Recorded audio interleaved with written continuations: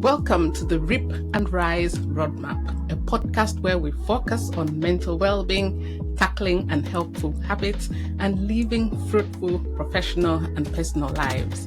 I'm your host, Dr Catherine Muyeba, a consultant psychiatrist, addiction specialist, a lifestyle physician, and a special interest in adult ADHD. We'll explore mental well-being, tackling those unhelpful habits and addictions, and cover practical strategies and a whole lot more. So now we're going to talk about the benefits of ripping. So let's start with a quote. An unintentional life accepts everything and does nothing. But an intentional life, on the other hand, embraces only the things that will add to the mission of significance. And that's a quote by John Maxwell. When this is done consistently, you can expect several benefits, including the following. Number one, you live a life of gratitude. It becomes your way of being. There is so much to be thankful for, and we can usually find the reasons, no matter how small or seemingly insignificant. Saying thank you to others helps them know that they are valued, and being truly grateful for who we are and what we have leads to contentment and peace of mind, and gratitude is good for well-being. Number two, you feel free to dream your wildest dreams, and no one is too young or too old to dream a new dream. We are not in focus. We see our dreams as too far away and out of our control or our grasp. But when we begin to reflect, envision, to action plan, enjoy, and review regularly, the process will help us focus on what is important and what really matters in our lives. And seeing what we have envisioned become reality is really encouraging and fills us with faith to go on to the next level against all odds. Number three, you determine what to do, how to do it, when to do it, and where to start. And most importantly, the big why. You celebrate every step and acknowledge times of challenges and times when you hit that brick wall. And before the brick wall was seemingly immovable, a wall now is only a temporary problem and a stepping stone. It may be a sign to skill up and to go another direction, or it may very well be an opportunity to get help, build up speed, and crash through that brick wall. And then number four, you map out your success and you are expectant to see it manifest. You then become even more thankful. Past triumphs lead to success, which then lead to more triumph. Ripping helps us live our lives on purpose so that we become even more intentional about how we spend our time. And number five, you make time to enjoy yourself alone and also with those around you. Number six, you learn to recognize and deal with stress in a timely manner. Stress is very destructive and can be so damaging to our self-confidence. Ripping, on the other hand, is like a vaccine against stress. Why is this? Well, having a helicopter view of where you are at this point in time and where you're going helps identify those problems way ahead of time so that something can be done about it now. And getting support early as well can help nip things in the bud, so to speak, before things get out of hand. And lastly, number seven, you develop an insatiable desire to help others become rippers. Then together you can impact the world.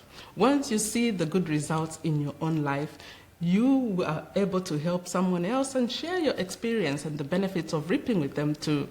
And not only will you have compassion for others, you will also have eyes to see what is really going on with them and walk alongside them as needed. This is what has happened to me, and now committed to teaching more women to evaluate their lives, learn from their mistakes, repeat their successes, and enjoy their brilliant lives. The next bit is about enjoying.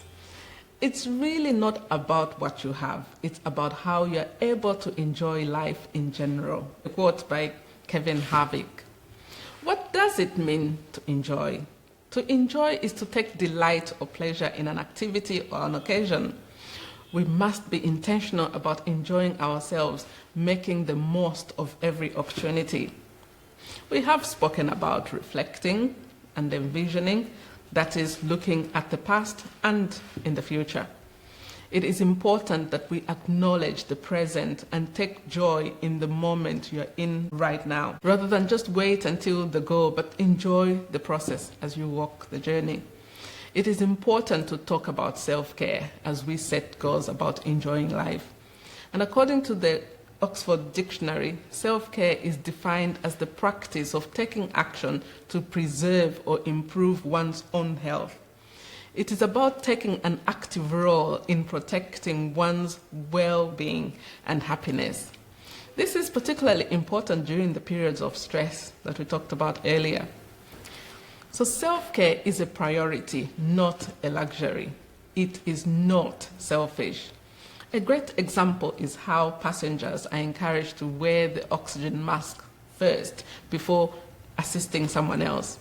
That someone else could even be a child.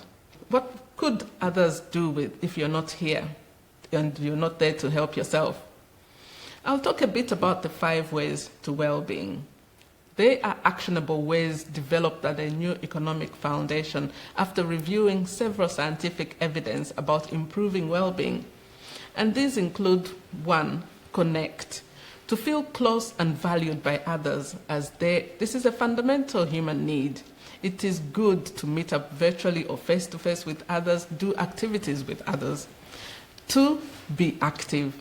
Maintain regular physical activity as we have already talked about. 3, take notice to broaden our awareness of what is going on around us. Savor the moment and use your senses, taste, sight, touch, smell, and hearing. 4, keep learning to improve your knowledge and self-esteem. Challenge yourself to learn something outside of your comfort zone and use the opportunity to connect with others while doing so. And lastly, 5, give. To nourish your own soul. Committing to an act of kindness on a regular basis has been shown to improve our well-being. So what things do you enjoy doing? What activities have you found most enjoyable with others? List them and add new activities as you explore. It does not have to cost you anything. Remember to schedule them in your diary and your journal about doing them, because otherwise it doesn't get done. Here is a list of what other reaping women have found enjoyable: dancing, singing, cooking and eating your favorite meal, baking with a new recipe, watching the sunrise or sunset, creating something new from scratch, such as cards or jewelry or clothes or art, watching an old film again and again, reading, going for a walk, shopping, yes, retail therapy, having your own hair done, arranging a pampering session for you or with your friends, meditation, mindfulness, and add your favorite. Be as creative as you can. It doesn't have to cost anything.